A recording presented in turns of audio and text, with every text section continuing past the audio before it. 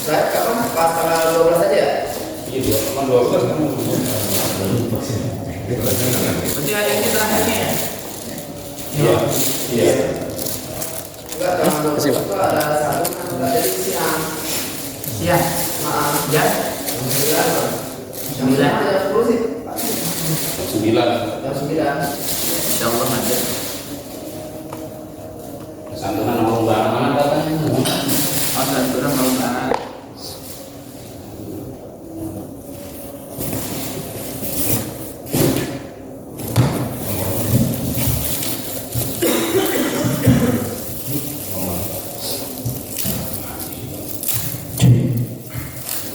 Jadi pengajian nanti dulu aja.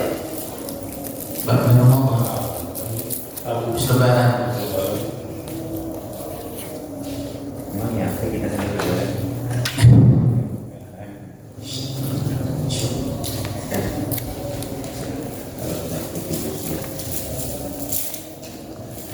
Kayak yang lebaran. Yakin ya.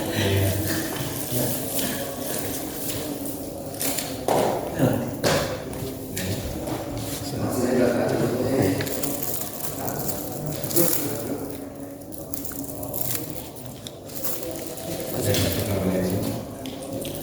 Dingin kan? Dingin kan? Dingin kan? Ada asap? Enggak ada di dalam. Nah,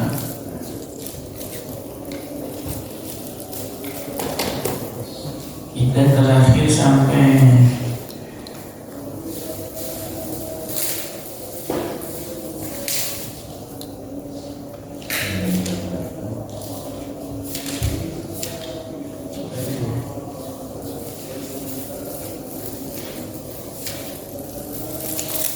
gerhana sudah ya?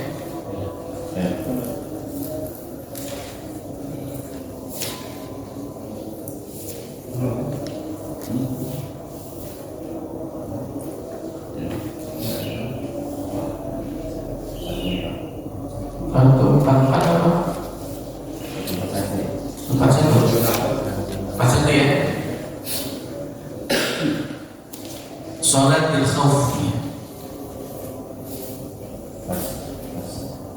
Ya baik, jamaah yang insyaallah dimuliakan Allah Subhanahu wa taala. Kita mulai. Bismillahirrahmanirrahim. Assalamualaikum warahmatullahi wabarakatuh. Hamdan wa syukran lillah, salatan wa salaman ala rasulillah Sayyidina Muhammadin ibni Abdillah wa ala alihi wa ashabihi wa mawala. La hawla wa la quwwata illa billah, amma ba'da. Hadratul mukarramin, segenap jamaah hadirin majelis kuliah subuh Musalla Al-Falah yang insyaallah dimuliakan Allah Subhanahu wa taala. Pertama, tentunya marilah kita bersyukur kepada Allah Tabaraka wa taala yang telah memberikan kita semua berbagai macam kenikmatan, anugerah dan karunia-Nya, sehingga alhamdulillah dengan nikmat yang Allah berikan itu kita bisa hadir bersilaturahim di Musalla Al-Falah ini dalam rangka melanjutkan kajian kita.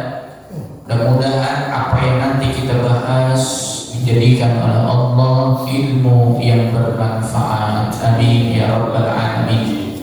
Salawat beriring salam semoga selalu terlimpah curahkan kepada baginda Rasul Nabi Muhammad sallallahu alaihi wasallam, yang mana beliau telah membawa dan menghantarkan kita semua menuju jalan yang lurus, yakni agama Islam. Jamaah rahimakumullah, sebelum kita lanjutkan, marilah kita awali dengan ihda as-sawat surah Al-Fatihah. Marilah kita awali dengan kita hadiahkan Al-Fatihah untuk pengarang kitab Fathul Qarib, terjemahnya, dan juga kita hadiahkan Al-Fatihah buat kita semua yang hadir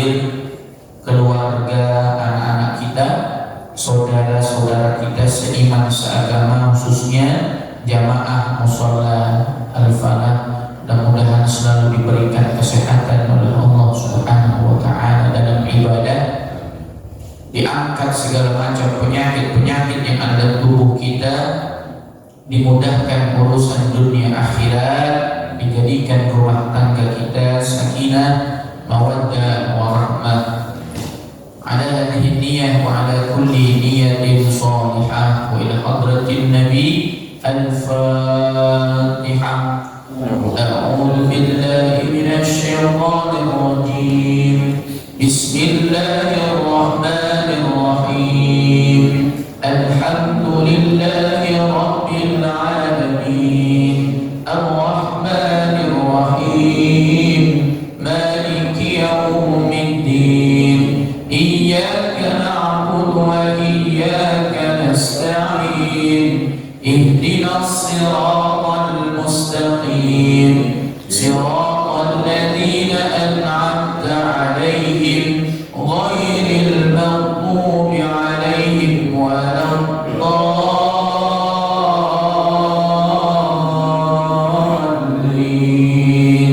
Amin. Ya. Baik jemaah rahimakumullah, kita lanjutkan halaman 141. Faslun fi kaifiyati salatil khauf. Fasal menjelaskan bagaimana cara sholat khauf. Khauf artinya sholat dalam keadaan gawat, sholat dalam keadaan kekhawatiran, sholat dalam keadaan ketakutan. Artinya sholatul khauf ini adalah sholat di mana negeri kita, di mana negara kita, di mana lingkungan kita dalam kondisi perang. Contoh yang mungkin barangkali dirasakan oleh saudara-saudara kita yang ada di Palestina, ya, yang mereka barangkali sholat dalam keadaan ketakutan. Nah, kita di Indonesia ini aman ya, damai, tentram. Makanya kalau nggak sholat kiranya rugi ya. Mereka sholat ya dalam keadaan apa? Ketakutan. Kalau kita aman dimanapun bisa kita sholat. Wa innama afradaha al-musannifu an ghairiha minas salawati bitarhamatin. Jamaah rahimakumullah, musannif akan menjelaskan atau menyendirikan daripada pembahasan sholat-sholat ya yang kaitannya dengan sholat khauf dengan sendiri atau dengan pembahasan yang disendirikan. Li'annahu yuhtamalu fi iqamatil fardhi fil khawfi ma la yuhtamalu fi ghairihi. Jamaah rahimahullah, sesuatu yang itu sifatnya adalah wajib, yaitu ketika kita melaksanakan salatul khauf itu ada semacam tahfif. Apa tahfif? Keringanan. Wa salatul khaufi anwa'un katsirah tablughu sittata adrubin kama fi sahih Muslim. Salat khauf ada 6 caranya. Ingat ya Pak, ada berapa? Ada 6 caranya. Iqtasara al-musannifu minha ala thalathati adrubin. Kemudian musannif iqtasara, meringkas dari ke-6 caranya. Yang pertama, ahaduha ayyakuna al-aduwu fi ghairi jihatil qiblah. Yang pertama, jika musuh berada di arah selain arah kiblat, berarti bukan di sana musuhnya, ya. Selain berarti bisa di samping atau di belakang. Bayangin dulu ya Pak, bayangin dulu. Musuh ada di mana? Selain arah kiblat. Wa huwa qalilun, dan musuhnya jumlahnya sedikit. qalil jumlahnya kan sedikit. Wa fil muslimina katsira, lanjut 140. Bi aidu tuqawimu kullu firqatin minhumul adu. Nah, setiap kelompok kaum muslimin mampu untuk menandingi musuh, ya, karena jumlah umat Islam banyak. Ini kondisinya begitu. Fa yufarriquhu al-imam firqatain, maka kalau kondisinya musuhnya berada di selain arah kiblat, imam membagi menjadi dua kelompok. Fayufarriquhumul imamu firqataini, firqatun taqifu fi wajhil adu tahrusuhu, wa firqatun taqifu khalfahu ay al-imam jamaah. Jadi dibagi dua, yang satu menghadap kiblat, yang satu lagi menghadap musuh. Menghadap musuh terserah mau sono, samping atau belakang, gitu ya. Paham tak kira-kira? Jadi safnya tentunya dibagi dua. Saf pertama menghadap kiblat, saf kedua menghadap musuh. Apa ini? Baik, lanjutin. Tahrusuhu, untuk menjaga-jaga barangkali nanti musuh mulai menyerang, ya. Wa firqatun taqifu khalfahul imam fayusalli bil firqatin allati khalfahu rak'atan. Kemudian mulai sholat imam dengan saf yang pertama tadi yang ada di belakang imam menghadap kiblat. Kemudian yang satu lagi ngapain Ustaz? Umma ba'da qiyamihi birraqati tsaniyah tatimmu li nafsiha baqiyat sholatiha wa tabdi ba'da faraghi sholatiha ila wajhil aduwi tahrusu. Setelah ini prakteknya, barisan pertama dia sholat dulu bareng imam 1 rakaat, ya, kemudian berdiri untuk rakaat berikutnya sampai menyempurnakan sendiri sholatnya, ya, artinya tidak bareng sholatnya. Kemudian yang tadi menghadap musuh gantian sama yang saf pertama tadi, dia menggantikan posisi saf yang kedua. Kira-kira paham? Paham nggak? Harus dipraktekin. Jadi saf pertama sholat bareng imam, ya, 2 rakaat. Ya, jadi ini sholatnya dikosor, ya, 2 rakaat. Ya, kemudian setelah selesai dia salam, kan tadi yang makmum saf kedua belum sholat tuh. Nah, itu tukar posisi, kelar dia ke belakang, kemudian yang di belakang maju ke depan, sholat lagi bareng imam. Paham ya? Itu yang mana? Yang kedua dia gantian tetap menghadap kiblat, yang satu menghadap musuh. Paham ya? Udah enggak, karena dia sudah sholat. Kenapa? Imamnya 2 kali sholat.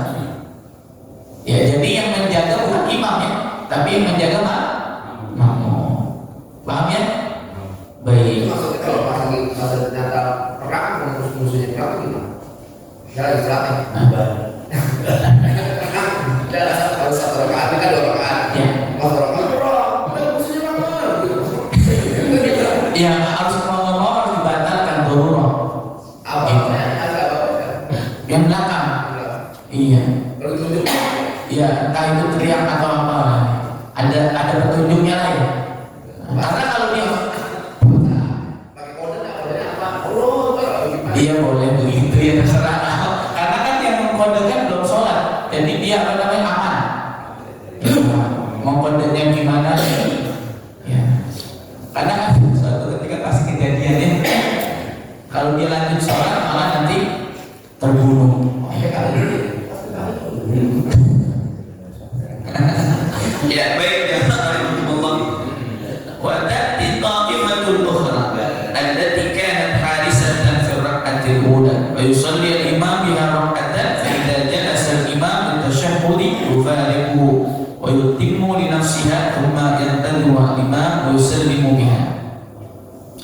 Jamaah yang insyaallah dimuliakan Allah, wa hadhihi salatu Rasulillah bidatir riqab. Ya, ini pernah dilakukan oleh baginda Rasul pada perang waktu itu di Datul Riqab. Datul Riqab itu satu wilayah yang dimana Rasulullah SAW pernah melakukan peperangan dengan kaum muslimin dengan kaum kafir, tapi jumlahnya sedikit orang kafirnya, umat Islamnya banyak. Wasani ayat yang kedua, cara yang kedua, wasani ayakuna fi jihadil kiblah. Nah, ini musuhnya di arah kiblat. Fi makanin la yasturuhum an a'yunil muslimin wa fil muslimin kathratun tahtamilu tafarruquhum. Jamaah rahimakumullah, yang kedua ini adalah musuhnya berada di arah kiblat. Ya. Tapi la yasturuhum an a'yunil muslimin, tapi kelihatan. Maksudnya musuhnya kelihatan, enggak sembunyi. Fa yasufuhum al-imam saffaini, ya imam membagi dua lagi, wa yuhallimu bihim jami'an, kemudian takbiratul ihram secara bersama. Fa idza sajada al-imam fi rak'atil ula sajada ma'ahu ahadu saffaini. Ketika sujud nih, yang satu sujud, yang satu masih berdiri. Ya. Wa waqafa shafful akhar yahrusuhum. Maka shaf yang masih berdiri tadi itu tugasnya apa? Jaga musuh depan. Barangkali dia nyerang. Ya. Fa idza rafa'al imamu ra'sahu sajadu wa lahiqu wa yatashahhadu al-imamu bi sawfaini wa yusallimu bihi. Nah, kemudian ketika imam tadi kan sujud bareng shaf yang pertama, sujud bareng shaf pertama. Yang shaf kedua dia dalam keadaan berdiri. Ketika imamnya rafa'ah itu apa? Naik, ya, naik untuk melanjutkan rakaat berikutnya, maka shaf yang tadi masih berdiri dia ngikutin sampai nanti sujud. Jadi sama sebetulnya dengan cara yang pertama, cuma bedanya sama-sama takbiratul ihram. Artinya kedua-duanya harus sholat bareng sama imam. Bedanya di situ. Kalau yang pertama tadi kan sholatnya bergantian, betul? Kalau yang kedua ini sholatnya bareng.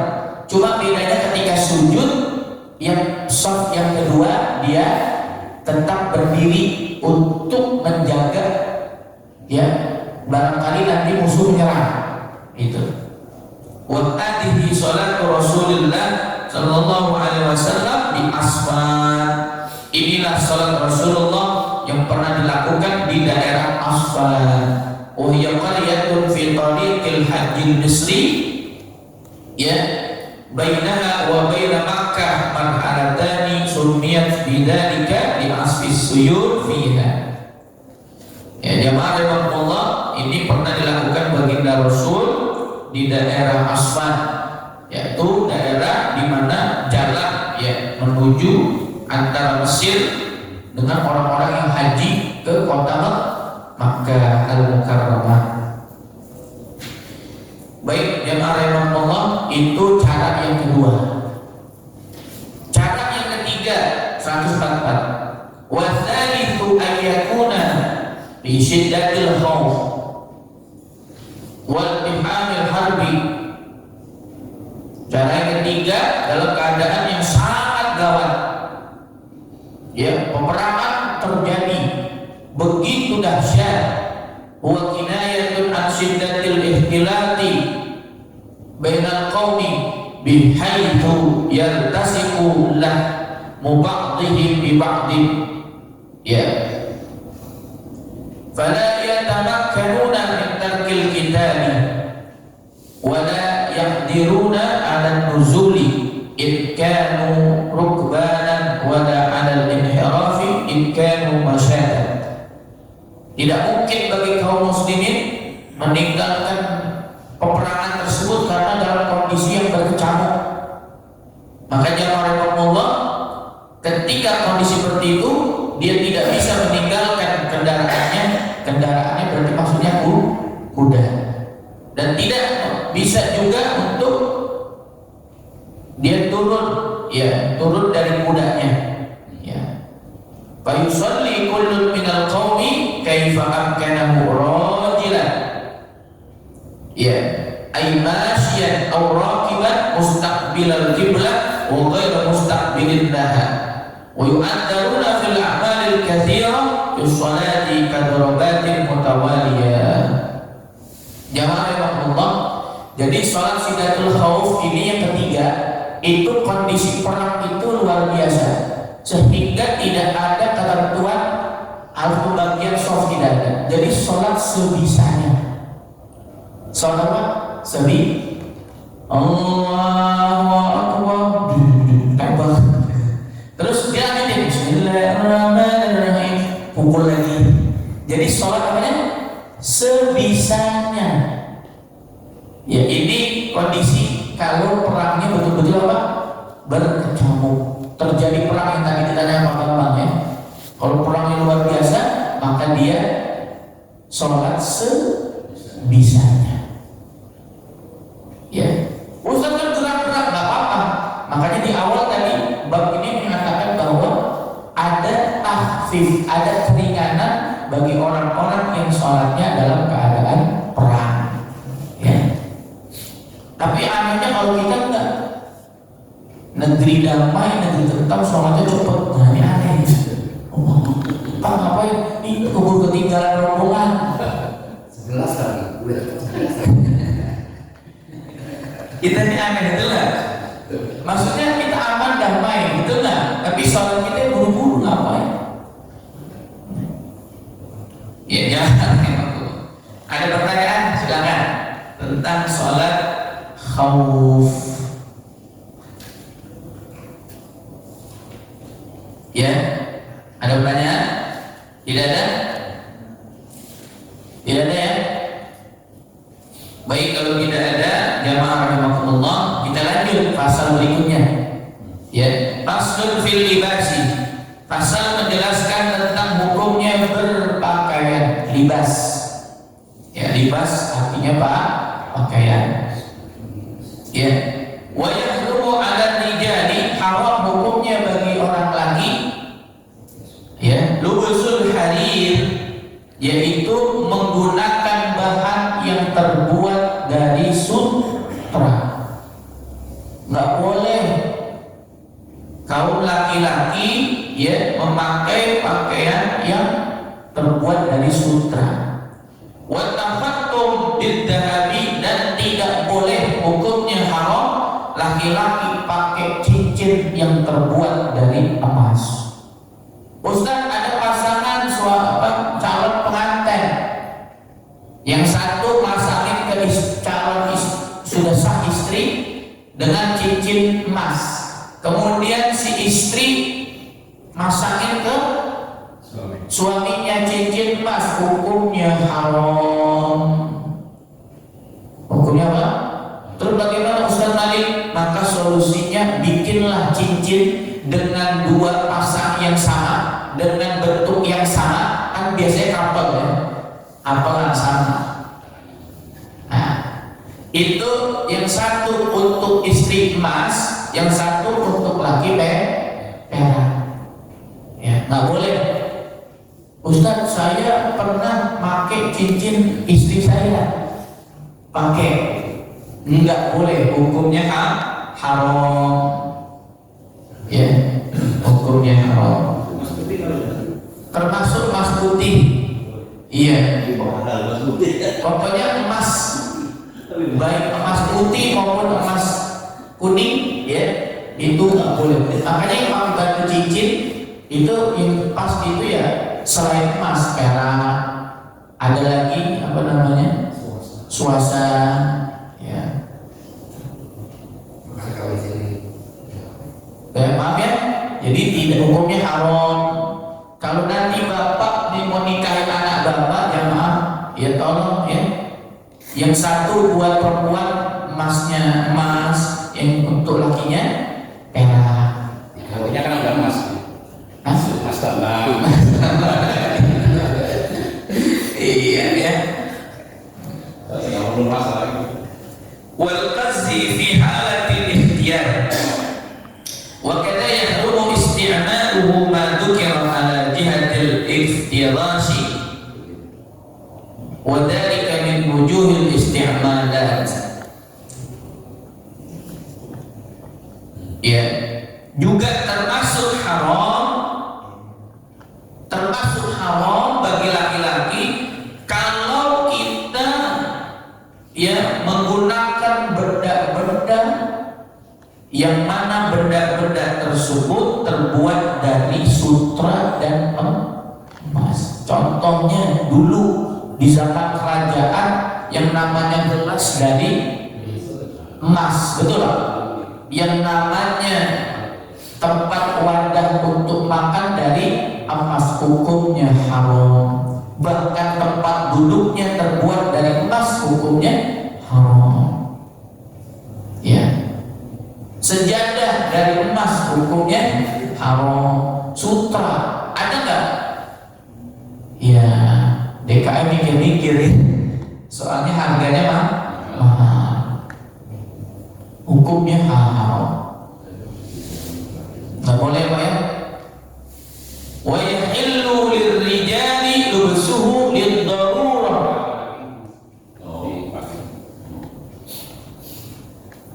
Kaharin wa bardin muhlikain. Boleh bagi laki-laki menggunakan pakaian sutra lid-darurah karena darurat. Contohnya apa? Kaharin, cuacanya panas banget. Wabardin, cuacanya dingin. Yang mana cuaca panas dan dingin itu menyebabkan badannya apa namanya, sakit. Ya. Jadi boleh pakai sutra. Ya, jamaah rahimakumullah. Wa yahillu lin-nisa, halal bagi perempuan lubsul harir, menggunakan kain sutra, pakaian yang terbuat dari sutra. Waftirashuhu, ya, menggunakan alas sutra. Wa yahillu lil waliyi ilbasus sabiyyi al harir qabla 7 sinina wa ba'daha. Ya, dan juga halal ya bagi wali. Ya, wali ini maksudnya adalah orang tuanya, ya, orang tuanya memberikan pakaian anaknya yang umurnya belum sampai 7 tahun, ya, dan juga setelah 7 tahun tapi belum sampai usia baligh, itu diperbolehkan, ya, diperbolehkan. Pakai sutra boleh. Anak kecil yang belum balik boleh dibeliin sutra. Mau laki perempuan boleh. Wa qalilud dhahabi wa kathiruhu ay isti'maluhuma fit tahrimi sawa.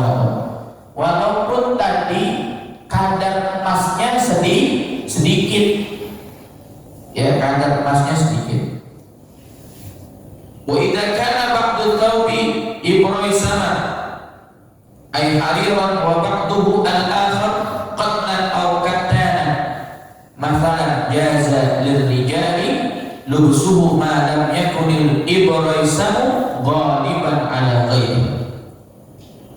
Jamaah Allah, kalau ada bahan pakaian yang terbuat dari sutra dan selain sutra tapi ternyata pakaian yang selain sutranya lebih dominan, maka boleh. Jadi intinya sutranya tidak boleh Pak lebih banyak dari yang selain sutra. Itu boleh. Berapa persen? Ya pokoknya seumpama 100%, 30% lah. Ya nggak apa-apa, yang penting dia lebih apa? Lebih banyak, walaupun sekian persennya. Tapi sekarang orang pakai sutra mahal sih ya, jarang yang punya ya, kecuali orang-orang tertentu ya.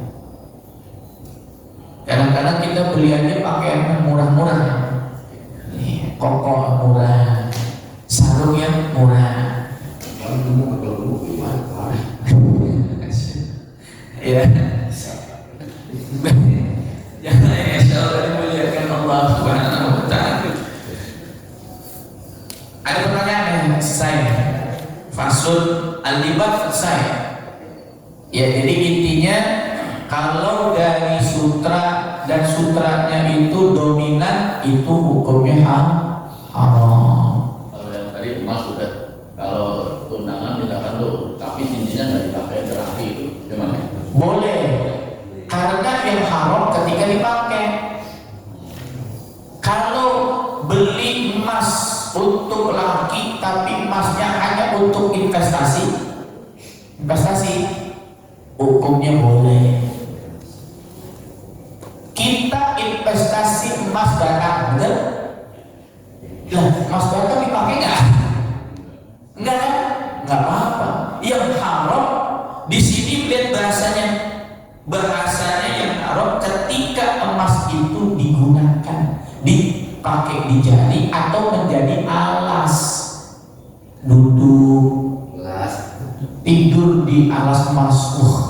Kira siapa itu ya? Kasurnya terbuat dari emas. Bisa jadi itu rumah jadi sasaran maling gitu kan.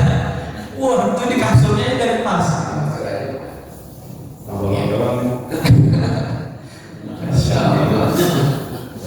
Ya, baik ya Pak. Jadi seperti itu. Jadi kalau tidak dipakai tidak haram. Oke. Ya. Nah, selama ini kan kita tahu hakikat larangan itu kan kepada apa ya? Kepada masalah liar gitu ya. Penggunaan emas itu kan senjata fakir miskin lah. Mungkin hakikat lainnya ada enggak? Mas itu. Iya. Iya. Larangan itu kenapa gitu? Iya. Kenapa larangan itu sampai dilarang gitu ya, Mas itu? Itu tadi di antara hakikatnya adalah biar tadi orang-orang yang tidak mampu beli emas ya, itu dia tidak merasa kecil hatinya. Terus yang kedua, kenapa dilarang jamaah rahimakumullah? Ya, karena ada sebagian yang menyampaikan bahwa emas itu kadarnya, ya kadar emas itu kalau di ketemu dengan laki-laki itu secara kesehatan kurang bagus. Gimana ya? Menurut kesehatan. Iya, secara kesehatan. Jadi kalau untuk perempuan pas Pak idenya, kadar emas itu. Tapi untuk laki-laki tidak bagus. Itu Pak Masa itu. Empat mazhab mengharamkan laki-laki menggunakan emas. Nggak bisa. Jadi bukan hanya faktor dia, tapi faktor kesehatan. Kalau perempuan, itu kedokteran lah yang paham itu. Ya. Jadi kadar emas itu ada sesuatu yang negatif yang kalau kita pakai itu pengaruh dengan kesehatan kita. Ya baik, jamaah rahimakumullah. Ada lagi, tapi masih banyak ya orang yang pejabat-pejabat tuh pakai emas, betul kan? Belum ngaji tadi. Belum ngaji. Ya, kalau kemarin Yang pengacara terkenal ya, itu luar biasa pakai emas. Hah? Iya. Cincinnya cincin emas semua. Ya, Masya Allah. ngomong jelas ya. Kenapa? Ya, Baik, jamaah yang Allah. Ada lagi pertanyaan? Tidak ada. Kalau tidak ada,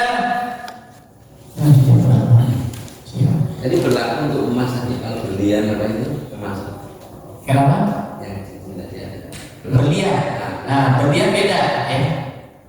Jadi kalau ada laki, contohnya mohon maaf ya, di Rawabening itu ada batu mulia. Batu itu bagi dua kan? Akhirnya saya sampaikan dulu ya. Ada batu akik, ada batu mulia.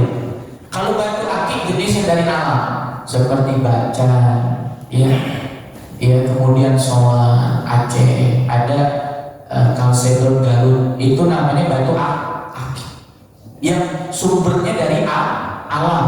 Tapi ada batu mulia. Batu mulia itu termasuk berlian, itu diperbolehkan. Jadi ada orang itu pakai cincin, tengahnya itu batu mulia, pinggirannya berlian. Biasanya buat penghias, Pak. Jadi boleh. Karena yang diharapkan apa? Emas. Alam juga. Ya, tapi dia jenisnya batu mulia. Dia bisa dihargai. Tapi kalau batu akik kan tidak ada harganya. Mau nyebut 20 juta boleh. Itu sah-sah saja. Tapi kalau batu mulia nggak bisa. Batu mulia itu nggak ada takarannya, Pak. Sama mirip dengan emas gitu ya, seperti itu. Baik, jamaah rahimakumullah, ada lagi pertanyaan? Kalau nggak ada kita lanjutkan ya, karena ini pasalnya dikit-dikit ya. Faslun fima yata'allaqu bil mayyit min ghusli wa takfini wa salati alaihi wa dafni. Ya, ini pasal menjelaskan tentang mayit. Ya, dari mandi, kafan, mensolati dan mengkuburkan. Ya. Jadi ada 4 jamaah rahimakumullah yang hukumnya adalah apa?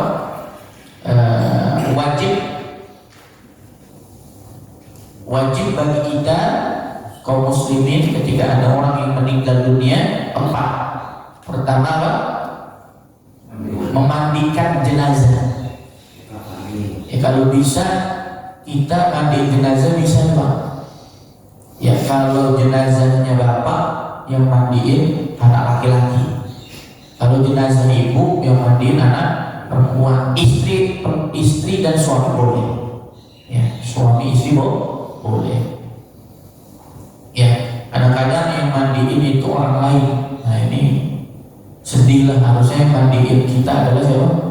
Anaknya. Jangan anak cuma kepinginnya warisan doang, tapi nggak mau ngurusin jenazah bapaknya. Kata anaknya biarin dah. Kalau mereka didampingi boleh. Jadi kalau nggak terlalu paham dampingi. Ya, artinya jangan cuek ya, Pak. Anak kalau nggak paham tentang mandiin jenazah karena dia nggak pernah belajar, nggak pernah praktek, cukup dia Pak nemenin apa dampingin. Makanya penting banget waktu itu DKM ini menghadirkan pelatihan jenazah, pelatihan memandikan jenazah, bagaimana melatih kafan. Karena kan itu ada teknik dan triknya. Ya. Anak perempuan nggak boleh menikah bapaknya. Kenapa? Anak perempuan nggak boleh menikah bapaknya atau sebaliknya. Atau sebaliknya. Iya, karena jatuhnya apa? Aurat kita. Tapi suami istri boleh. Suami istri boleh. Karena suami istri boleh melihat ya. Dalam hidup ya, istri suami boleh. Bahkan dalam hadis itu Rasulullah pernah mandi bareng sama istrinya Rasulullah. Itu pernah saya. Pernah. Ya. Jadi kalau bapak nggak boleh menikah anak perempuannya. Iya. Boleh. Betul. Ya. Bukan alasan karena darah daging ya, bukan. Tapi karena untuk memuliakan aurat daripada si jenazah. Ini mohon maaf, kadang-kadang ada orang yang sembarangan mandi jenazah di luar, ya, tapi nggak ditutup. Harusnya kan ditutup. Jadi mandinya Yang mandi banyak. dan kalau boleh saya saranin mandiin itu ya di dalam rumah sebetulnya bagusnya, karena udah otomatis nggak ada yang ngintip. Gitu. Kamar mandi 2 kali 2 Mas. Kamar mandinya nggak cukup ya. Makanya mandi di luar. 2 kali 2 1,5. Ya baik ya Allah. Wa yalzamu 'ala tariqi fardil kifayah. Ya, yang ngurus itu hukumnya wajib kifayah. Kalau tidak ada yang mengurusi, maka semua kampung dosa. Ustaz, ada jenazah tukang mabuk. Ya, akhirnya tuh jenazah tidak ada yang mau ngurus. Alasannya tadi karena kehidupannya jahat, di penjahat.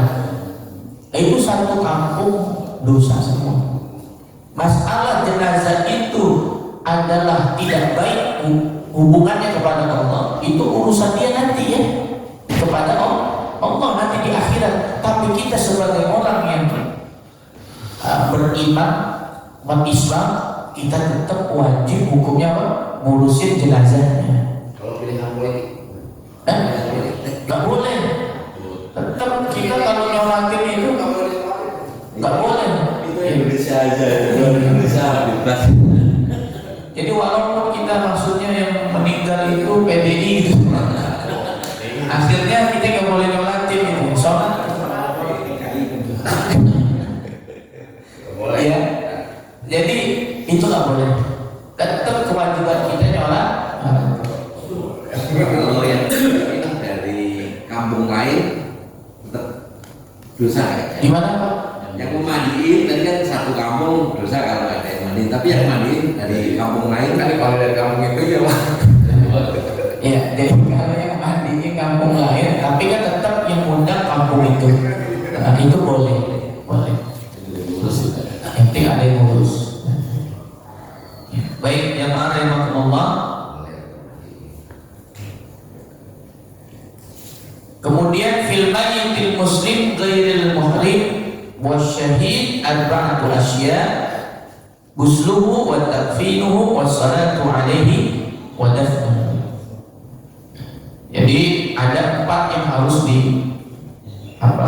dilaksanakan, yang harus dilakukan. Yang pertama adalah memandikan mayit, kedua adalah mengkafani, yang ketiga adalah mensolati, dan yang keempat adalah menguburkan. Ya. Jadi biasanya yang seperti ini yang wajib 4. Yang wajib 4. Yang lain-lain hukumnya adalah kadang-kadang khilafiyah. Ya, khilafiyah itu gak jadi masalah. Ada istilahnya apa? Ishad. Ya, ishad. Ishad itu artinya menyaksikan bahwa jenazah ini min ahlil khair. Biasanya ishad itu sebelum sholat. Ada satu ustadz atau ada satu perwakilan jamaah itu menyampaikan seperti ini. Hadirin jamaah rahimakumullah, kita saksikan bahwa jenazah ini min ahlil khair. Itu ishad itu harus benar, harus jujur Pak. Kalau kita tahu jenazah itu bukan ahlil khair, jangan sekali-kali kita ucapin apa? Khair. Kita udah tahu bahwa dia nggak pernah sholat, sama orang berantem mulu, sama tetangga nggak pernah akur. Terus kita bilang min ahlil khair, kemudian kita jawab khair, maka kita berdosa di hadapan Allah Subhanahu. Terus gimana Ustaz caranya? Kita diam aja. Lah, jangan juga ya. Jangan juga ya. Lebih baik diam aja. Iya. Kalau kita tahu Ustaz, kalau kita nggak tahu. Kalau nggak tahu ya sudah, kita nggak usah bilang khair. Ini udah misalnya dia kan jenazah ini kan apa buat menemani semua orang keluarga juga gitu. Iya. Kalau dia meninggal ini sakit lama. Sakit lama. Sakit lama itu kan ibaratnya dapat keringanan. Betul? Bisa kalau nggak gitu. Bisa. Kalau ada sakit lama gitu kan. Iya, karena sakit itu bisa menggugurkan dosanya. Apalagi sakit lama tadi. Kalau sakitnya sebentar bisa juga. Sakit Kalau sebentar. sakit itu kan jadi udah ngapain kalau meninggal sakit dulu gitu kan sakit lama gitu. Iya. Jadi maksudnya sakit baik sebentar atau lama itu tetap menggugurkan dosa. Tapi kalau dosanya lebih banyak, lebih sakitnya lama lebih bagus gitu. Nah, saya kalau saya mau bilang karena saya argumentasinya bisa kayak tahunan nih. Saya udah tahu ya. Iya. Nah, saya pernah bilang itu karena saya tahunan. Ya iya kalau sakit lama kan. Iya. Bisa nggak juga? Bisa, ya. Apalagi sakit lama itu tadi bisa karena ahlul khair itu kan artinya semoga dengan sakitnya dia itu memberikan kebaikan dia untuk menggugurkan dosanya dia. Gitu. Harus ada. Hah? Harus ada. Ya, gitu ya. Jadi kan jadi masalah. Ya. Kecuali kita tahu dia itu sehat walafiat, nggak pernah sholat, matinya lagi banting kartu, atau matinya lagi nyakit botol, atau matinya gancet, lagi apa namanya, lagi selingkuh, mati dia. Ya.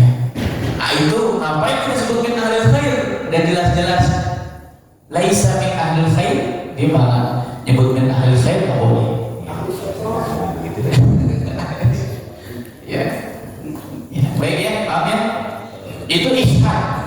Ada juga nanti talqin, ya. Talqin ya Pak. Talqin itu dua Pak. Ada yang talqin sebelum meninggal dunia. Namanya talqin waktu nazar.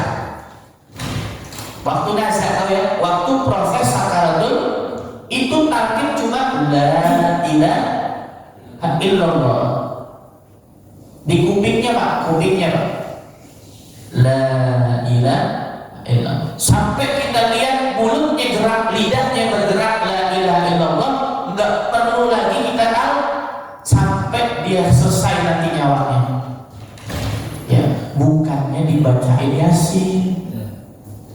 Mohon maaf nih, ini kesalahan yang terjadi di kampung kita. Orang lagi sakarat dibacain salah. Orang lagi sakarat ditalqin. Ini perintah hadisnya. Lakinu mautakum. Talqinlah orang yang mau meninggal dunia. Nah, kalau baca Yasin itu nanti setelah meninggal dunia. Ada orang sakit, ada ustadz bawa jamaahnya, ayo jamaah sekalian, bapak ini sedang sakit, yuk kita bacain Yasin. Emang nyuruh dia meninggal gimana ceritanya? Orang jenguk sakit bukan dibacain Yasin, tapi kita doain biar sembuh. Ini kadang-kadang mohon maaf, saking tradisinya surah Yasin kebablasan, betul nggak? Betul nggak? Artinya di kampung kita ini punya tradisi baca Yasin malam Jumat. Setiap ada acara baca Yasin, itu bagus, nggak jadi masalah. Tapi akhirnya kebablasan, penempatannya yang salah. Orang belum meninggal baca Yasin itu kan kalau baca Yasin segala hajat terkabul. Boleh dong baca Yasin. Nah, tapi kalau untuk yang sakarat atau orang sakit jangan.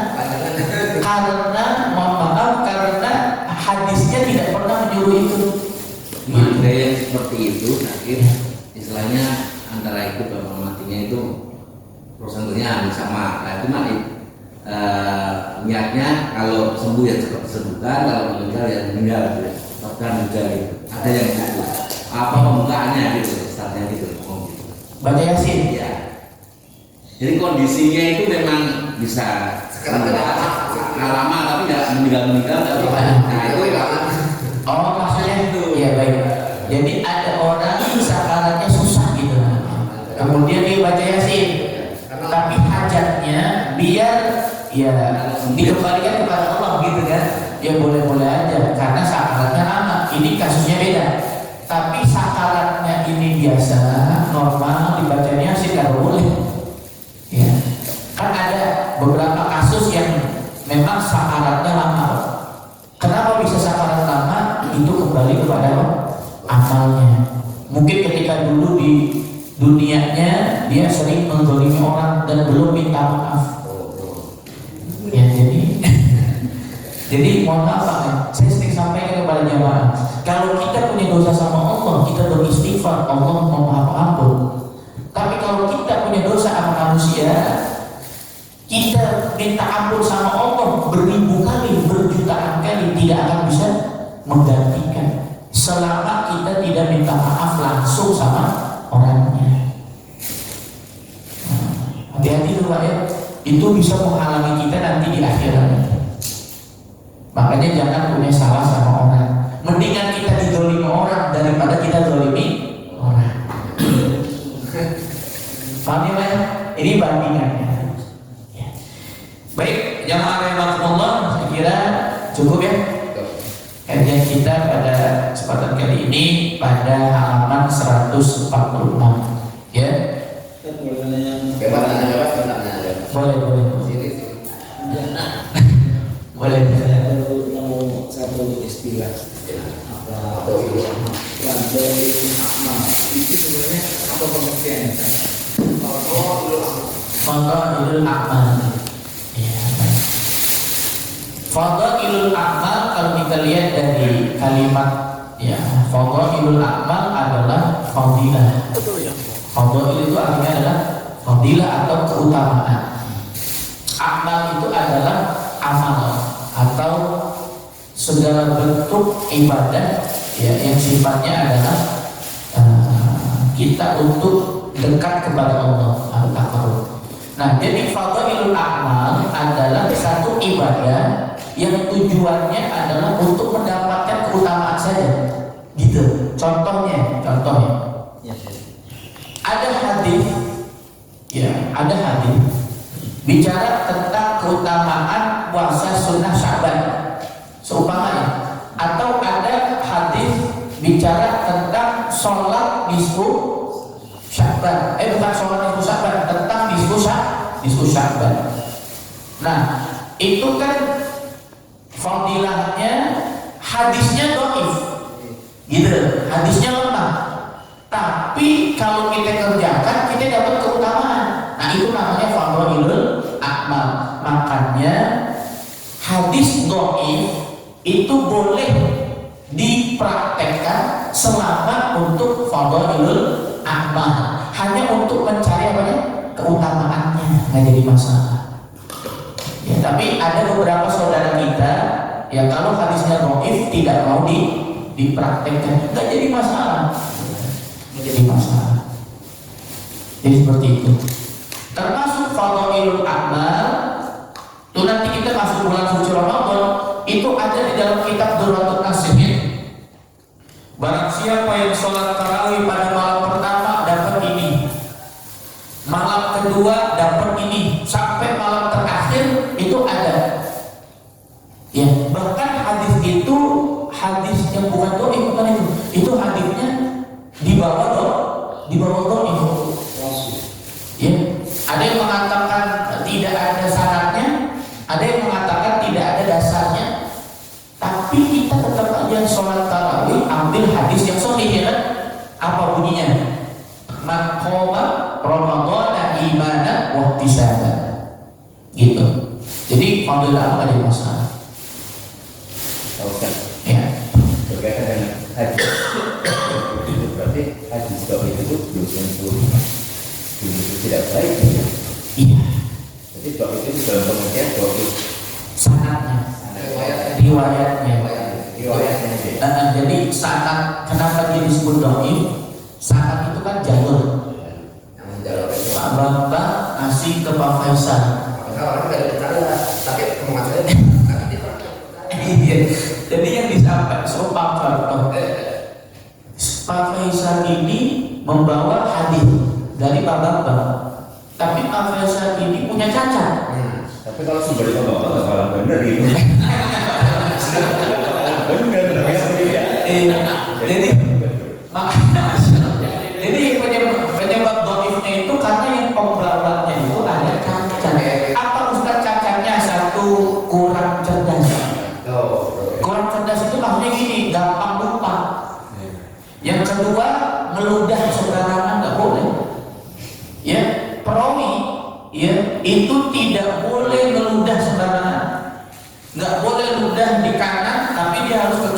ludahnya.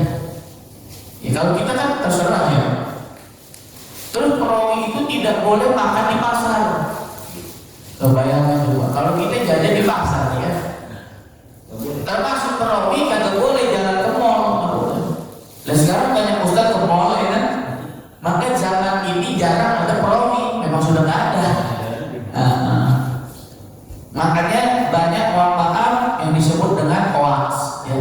Nah hoax itulah yang disebut kalau dalam bahasa hadisnya hadis palsu. Berarti dohis itu beda dari palsu. Beda, lebih rendah palsu. Iya. Maudu. Tapi kalau hadis dhaif itu masih boleh dipakai. Selama tadi fadhailul a'mal untuk mendapat keutamaannya. Kalau hadis dhaif pakai itunya bagus kita. Itu tadi tarawih. Tarawih tadi kan maudu tuh. Mau ya. Maudu yang malam pertama dapat ini, malam kedua kita tetap ada tarawih, tapi hadis yang sahih. Iya. Itu mungkin yang membedakan itu Iya. orang mau dia tidak mau menjalankannya pondok malah itu dia. Iya. Karena dasarnya Doi. atau bahkan mau tadi gitu. Iya. Padahal kalau menurut NU Nadi itu ya hanya sekedar untuk kalau menambah Keutamaan. tapi bukan terkait dengan hal haram atau akidah gitu kan. Bukan, karena fadhailul a'mal jarang ada yang kaitannya dengan akidah. Ya. Jadi hadis dhaif atau fadhailul a'mal enggak pernah hubungannya dengan akidah, enggak pernah. Pasti kaitannya dengan ibadah. Contoh puasa. Ya, puasa rojak, ya Pak. Itu fadhailul a'mal. Puasa Syaban, fadhailul a'mal. Nanti malam Rebo ya. Kasih 3 kali itu maksud apa? Iya itu fadhailul a'mal. Besok di malam Rebo kalau mau ngelakuin di Syaban itu udah keluar dari lembaga Falakiyah Nahdlatul Ulama bahwa jatuh nisfu Sya'ban pada malam Rebo. Ya Selasa malam Rebo nisfu Sya'ban. Itu kalau mau ngambil fadhailul a'mal boleh baca Yasin 3 kali. Yang pertama niatnya buat apa? Dikasih usia, panjang umur dalam ibadah. Yang kedua ilmu yang bermanfaat. Yang ketiga rizki yang halal dan juga dimatikan dalam keadaan apa? Husnul khatimah. Ya. Tapi itu berbeda sama orang salafi wasbi ya. Dia langsung mengucap bahwa yang melakukan itu sesat dan makan kafir gitu. Iya, karena mereka tidak mau melihat hadis dhaif. Jadi kalau menurut mereka hadisnya dhaif, sudah tidak boleh diamalkan. Ya sudah biarin saja. Karena mohon maaf Pak, ini saya boleh sampaikan di depan jamaah. Sekarang sudah tidak zamannya antara ustadz satu dengan ustadz yang lain saling mencaci. Betul nggak Pak? Contoh saya sampaikan. Ya, contoh ada dari Salafi yang cukup terkenal namanya Ustadz Firanda itu. Kita ambil yang baiknya. Kita ambil yang baik menurut kita baik ambil. Tapi kalau ada sesuatu yang tidak seru dengan kita ya udah nggak usah diambil kan gitu. Artinya jangan melulu kita melihat Ustadz itu selalu yang bedanya, betul nggak? Kita ambil yang samanya.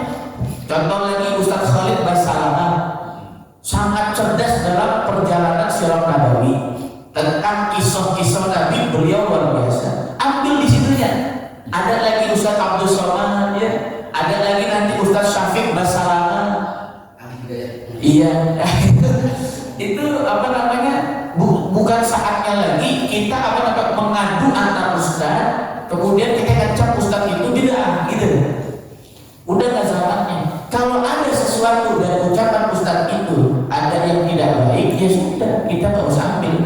Selesai, betul nggak? Selesai, nggak usah. Oh, ustadz ini suka membid'ahkan, itu urusannya, gitu. Jadi andeng Jadi pengajian, pengajian ya. Iya, harusnya nggak perlu lah. Ya, bahkan sampai mencakal ustadz yang ngisi itu kan luar biasa. Biasanya ramai banget. Ya waktu itu ustadz siapa saya lupa. sama Gus Hah? Nur. Iya, nggak boleh ngisi ya. Di Bakser. Ya, itulah jemaah yang mudah-mudahan sih kita terhindar dari itu semua. Kita anggap semua ulama ini benar, ya. Ya, semua ustadz ini benar. Kalau ada sesuatu yang tidak baik, ya termasuk saya mungkin ada sesuatu yang tidak baik, jangan diambil, kan gitu. Kan gampang. Tapi kalau menurut jamaah, oh ini sesuatu yang baik, silahkan dipraktikkan. Ya, baik, cukup ya. Cuma ini doang. Cover dong aja di sini pengajian, itu kayak bulan.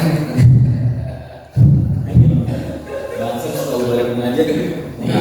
Pengajian itu judulnya doang pengajian itu isinya bukan pengajian. Kita boleh juga kan? Iya. Baik, ya. Tapi kalau lagi kawal gereja mau ya? Baik ya, insyaallah Allah Subhanahu wa taala. Cukup ya? Baik, kalau tidak ada lagi yang ditanyakan, ya mari kita akhiri kajian kita. Kita membaca istighfar. Astaghfirullahaladzim, astaghfirullahaladzim, astaghfirullahaladzim, alladzi la ilaha illa huwal hayyul qayyum, wa natubu ilaihi min jami'il ma'asi wadh-dhunub, la hawla wa la quwwata illa billahil 'aliyyil 'azim. Astaghfirullahaladzim, astaghfirullahaladzim, astaghfirullahaladzim, falakal hamdu ya Allah ya maulana ya ma'buda. Allahumma salli wa sallim ala sayyidina Muhammadin fil awwalin wal akhirin, wa sallim radiyallahu tabaraka wa ta'ala an kulli sahabati Rasulillah ajma'in. Bismillahirrahmanirrahim. Allahumma inna nas'aluka ilman nafi'a wa rizqan tayyiban